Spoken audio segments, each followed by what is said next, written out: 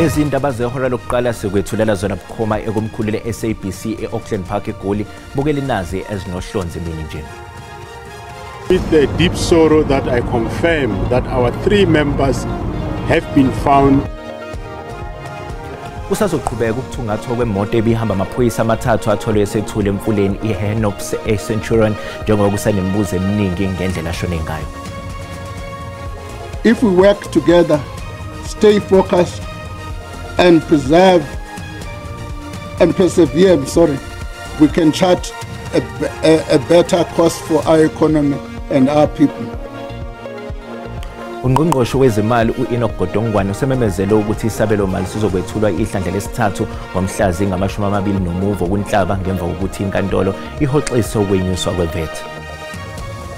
The climb down by the LPC in withdrawing these charges was something to be expected. Sehlehlisiwe isigcawu sika-Advocate Dalimpofu sokuqondiswa izigwegwe esimayelana nezitolo zongaziphathi kwakhe ngendlela efanele nobe kufanele siqale namhlanje ePitoli. Kwandulela-ke owamanqamo walo mqhudelwano.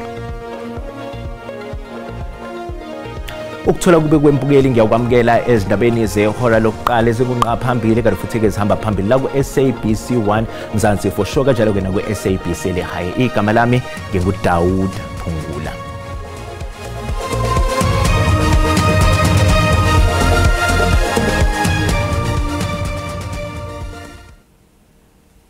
Amaphoyisa aphenye icala lokubulala ngokungenhloso elihlobene nokutholakala kwezidumbu ezintathu zamaphoyisa abelahlekile.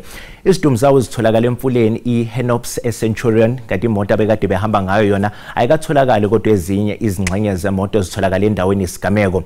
Kuphinde kwatholakala ezinye izidumbu ezimbili kodwa amaphoyisa athi lezi zidumbu azihlobene necala lamaphoyisa. Kube umzuzu obuhlungu kakhulu noshiye imndeni ikhungathekile. Bavakashele indawo yesigameko nalapho kutholakala khona izidumbu. Yize kunjalo kusenemibuzo ekhona. Has not been found as yet. No, we are still investigating.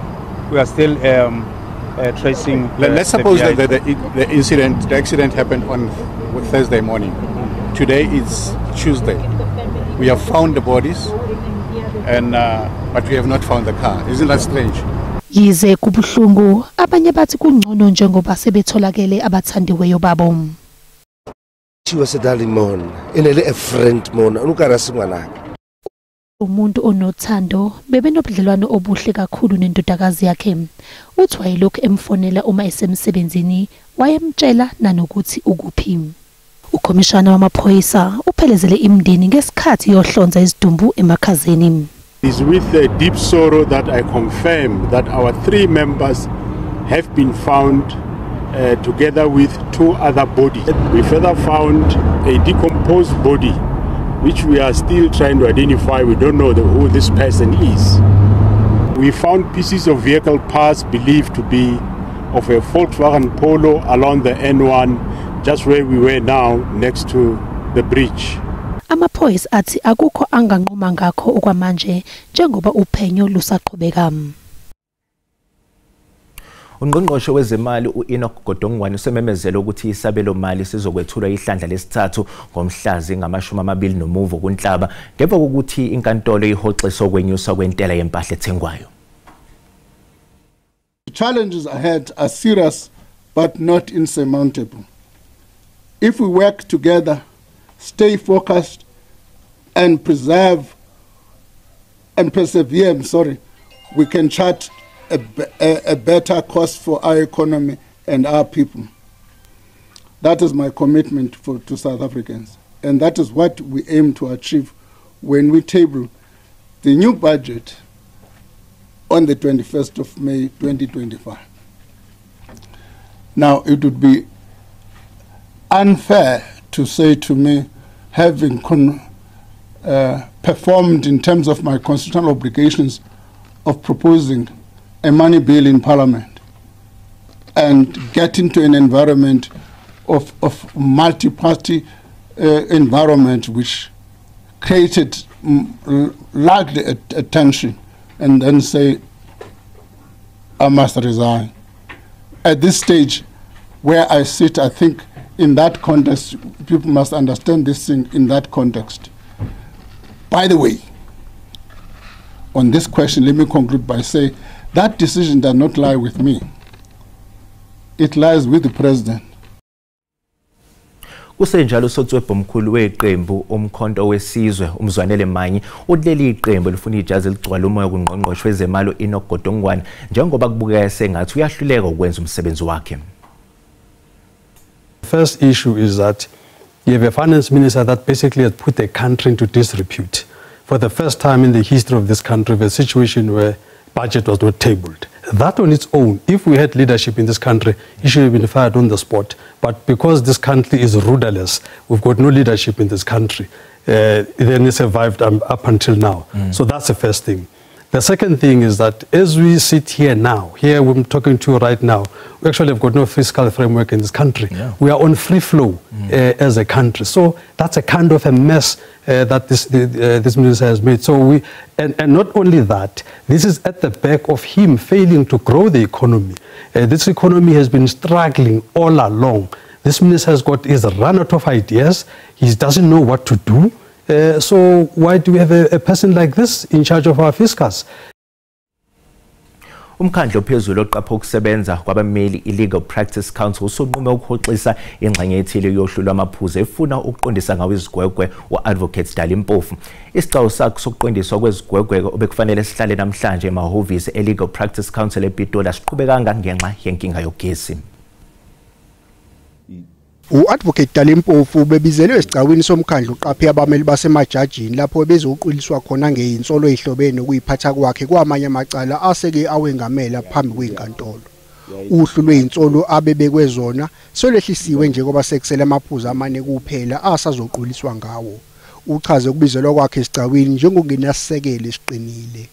Only yesterday they served us with amendments to the charge.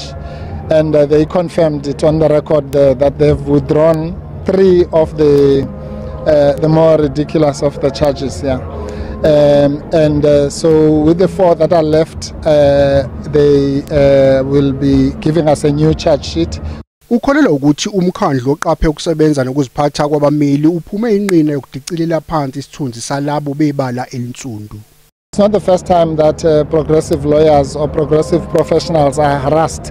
It happens all the time. It happened even in the 60s with advocates Bram Fischer, other lawyers like Mxenge and Victoria Mxenge were even the former President Nelson Mandela were even killed. Well, exactly. Even and Oliver Tambo. Those were so we are the fortunate ones.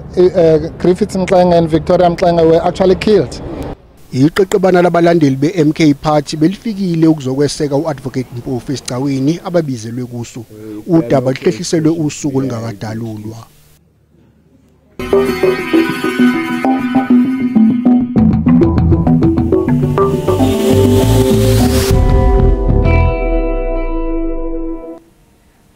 Wayengumabhalane esibhedlela saseStenga ngosuku okwangeniswa ngalo lo wabengumengameli weANC inkosi uAlbert Luthuli eminyakeni engama-57 edlule uyaqhubeka nokwethula ubufakazi bakhe ngokulandisa isigcawu ngalokho akubona mhla inkosi uLuthuli ithuthelwa esibhedlela ilimele. Umnumzana Muhammad Manju oneminyaka ngo-84 ufikelwe umunyu echaza okwenzeka ngaphambi kokuthi inkosi Albert Luthuli idlule emhlabeni. Umnumzana Manju uthi wathola ucingo livela kumphathi stage saseGroundville ecele ambulance kodwa kazange asho ukuthi uyifunela bani. Uthi wabona ngesikhathi sebengenisa inkosi uLuthuli esibhedlela ukuthi kanti bifunelwa yena iambulance. Uthi wayevamsile ukuchitha isikhathi nenkosi uLuthuli. He was in like the arm behind this counter and he was there on the trolley and I would be looking over at him and that's where it was. So there was no blood on the trolley itself and there was no injuries on his face. As far as the rest of the body, I wouldn't know. But if there was bleeding, then it would have shown on the trolley. Umnumzana Manju uyaphika ukuthi ambulance ayishayelwa uPeter Papaya njengoba kwakubikiwe phambilini. Uthi ambulance ayishayelwa ngabambiza ngomnumzane uZwane. To the best of my knowledge, Mr. Peter Papaya was the then transport superintendent for ambulance drivers. And on the day of the incident, he did not drive an ambulance, but Mr. Zwane did. Mnumzana uManju utshele inkantolo ukuthi inkosi Luthuli yahlala isikhathi eside esibhedlela ngalelo langa ngaphambi kokuthi idlule emhlabeni. Mnumzana uManju vele wakhala ngesikhathi etshela inkantolo ukuthi wabatshela abasebenzi basesibhedlela ukuthi inkosi Luthuli le elimele. Kwezindaba ze-SABC ngiungayenda Mhlongo eMgungundlovu. Bukeleke sisathiqu ezitolo kanti uma sibuya sizokuphathela udaba oluthini. We want to know in which place she has to tell this court. She didn't. Abameli babasola bayaqhubeka nokwenza izethulo zabo zokugcina icala lokuthunjwa kwentombazanyana uJocelyn Smith njengoba kulindelwe isinqumo kuleli icala ngolwesihlanu. Ukele sikubingelele sokwamukela uma ngabe usanda ngena odabeni oluphambili besibike ukuthi kusazoqhubeka ukuthungathwa kwemoto ebihamba amaphoyisa amathathu athole esethule emfuleni iHenops eCenturion njengoba kusanembuzo eminingi ngendlela ashone ngayo.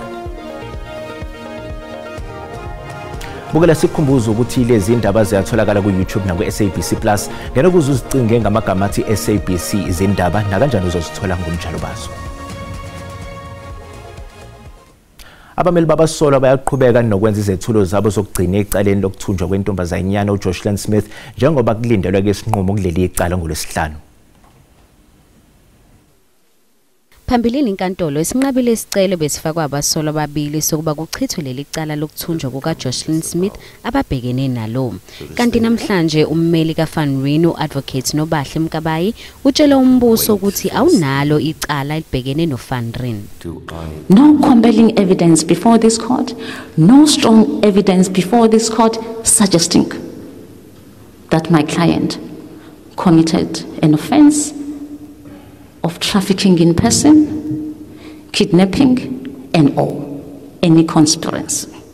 Uphinde wathi ufakazi ombuso Lawrence Lombard wayesengeza imithiyo ngesikhathi ethula ufakazi bakhe. We want to know in which place she has to tell this court. She didn't. For 4 hours, 30 minutes. I was listening patiently for the state to prove its case beyond reasonable doubt. Ummeli kaKelly Smith ugcizelele ngelithi uphenyo kuleli cala alizange lwenziwe ngendlela efanele kanti lokhu kwaholela ekuboshweni ngokungemthetho uKelly Smith nasolwa nabo. Ms. Lombard had many opportunities to come clean. She on her own requested to speak to officials in order to speak the truth, but she still failed to do so. When she came to court, she was given the opportunity to speak the truth, but she was caught out in her lies in court as well. I submit that she lied throughout, even when she was given the last opportunity to speak the truth. She still never take the court in her full confidence. Leli cala liyaqhubeka.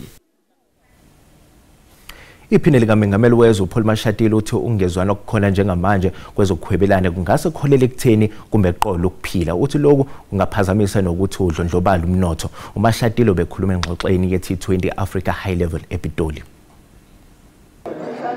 Iphini lowengamelela kuleli uPaul Mashatile uthi ingqinamba ezinkulu okubalwa kuzo ungabibikho kozinzo kwezombusazwe ukuguquka kwesimo sezulu umbango kwezokuhwebelana kwamanye amazwe nesimo somnotho zingase zenze omkhulu umonakalo esikhathini ezizayo uthi izwekazi Afrika kufanele libe imbumba ukuze kuzobhekwana nalesi simo.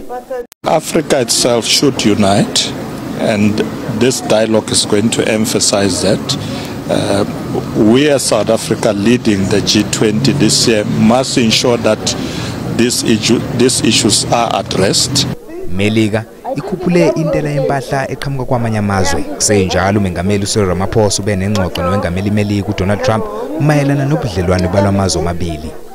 This is the first big conference of the Think 20, and we decided that the first meeting needed to focus on Africa. At the end of the day, this is very much a South African and an African presidency. This is the second year that the African Union is a member of the G20. Ithunywa ebezisengxoxweni T20 Africa High Level zigxile eqhazeni elibanjwe abasunguli benqubomgomo nongoti base-Afrika eqinisekiseni ukuthi liyazuza izwekazi engqungqutheleni ye-G20 ezokuba kuleli. I think in a changing international landscape, it's very important that South Africa is working with like-minded countries around contentious issues shaping the G20's agenda. Elakuleli libophezele kwakhena amathuba kanye nokuthi bafinyelela ngokulingana abantu emathubeni njengoba kuzokuba ne-G20. Ungqongqoshe wezogesi uDokotela uHosiyenso Ramokgopa uthi amandla enuzi azoba ingxenye enkulu yohlelo leNingizimu Afrika lokukhiqiza amandla ogesi anganokubeza imvelo. Ubekhuluma ke emhlanganweni G20 Energy Transitions Working Group eKapa. We do have a history of nuclear technology and being some of the front runners in this cutting edge technology. So I'm sure that when we get to go to Quebec, you'll then have a much better appreciation of the history of nuclear. And I did ask the team to also share with you what our nuclear ambition is. You'll see that it's an ambitious program that we are going to be rolling out. As I said, there's a new realism of the role and place of nuclear in the ecosystem of energy around the world. Abezimo eziphuthumayo nabacima imlilo emkhandlweni idolobha iKapa bathi banethemba lokuthi bazokwazi ukubhula umlilo wasendlo oqhubekayo nokuvutha ubuhanguhange eTable Mountain National Park kungakapheli usuku lanamhlanje. Ngomsombuluko amabhanoyi ebegcwele emoyeni usuku lonke ezama ukucima lomlilo obuvutha ubuhanguhangu. Bekujutshwe abacima emlilo ababalelwa emakhulwini amabili emzameni yokubhula lomlilo osaqhubeka nokuvuthana namhlanje. We were looking actually at the fire lines, the two fire lines that was creeping up to Chapman's Peak, and due to the mist and obviously the rain that was falling, we couldn't see anything. But we came down Okaapseweg again to Kai, where the initial fire actually started. There is still a massive area which is being attended to with a lot of flare-ups, and I could see there's several ground crews that's actively firefighting in that area. Kukhishwe abantu ababalelwa emakhulwini amabili ezindlini zabo. Kanti Senpex ethi uphenyo olusenziwe litshengisa ukuthi kukhona oqale lo mlilo. The ablutions at the Silver Mine Dam have been destroyed, as well as a lot of the boardwalks in the areas and signage. So there will be a lot of work that needs to be done, putting back the signs and the boardwalks to make the hiking trails there and the facilities safe again for visitors. And then there were also a number of people's cars that were left in the parking lot who'd gone hiking that were affected. But other than that, it's really just, in the other areas of the park, it's probably just been signage that's affected, nothing major. Umkhandlu dolobha eKapa uthi kuboshwe umlisa obonakale ngemuva kokuqala komlilo. Amasosha ngaphansi kweSADC eseqalile ukusoka ezindaweni abekuzo eDemocratic Republic of Congo emva kwesikhathi esingakonyaka ezama ukusiza amasosha aseKongo empini abhekene nayo. Amasosha asuke eMalawi, eTanzania nakuleli yaseqalile ukhoxa eMpumalanga nezwe iDemocratic Republic of Congo. Lamasosha asebenzise umgwaqo usuke edolobheni laseGoma udlule eRwanda ubheke endaweni ebekelwe ukuba ehlangane khona nokuyindawo eseTanzania. Lamasosha ejutshwe ngo-2023 ejutshwa abaholi benhlangano yezohwebo yasezwenikazi Afrika ngenhloso yokuthelekelela iCongo empini yayo ne-M23. Kodwa umsebenzi wawo unqanyulwe ngoNdasa kulandela ukukhula kwempi. M23 yenza umonakalo eGoma ngoNdasa kwashona amasosha kulela yi-18. Kusenjalo baholi beSADC babese beqala uhlelo lokukhoxisa amasosha. Mhla ziyi-12 kuMbasi M23 yayalela ukuba ehoxiswe ngokusheshsha amasosha eSADC ngensolo zokusebenzisana namasosha aseKongo kwezinye inhlelo edolobheni laseGoma. Izikhulu zeSADC zakuphika ukuthi ziyathinteka. Abaholi base-Afrika kanye nenhlangano yezizwe banxuse ukuba kube nesixazululo esinokuthula engxabanweni ese-DRC. Ngesonto ledlule iRwanda neDRC basayine izivumelwano eMelika sokuqeda lolu dweshu.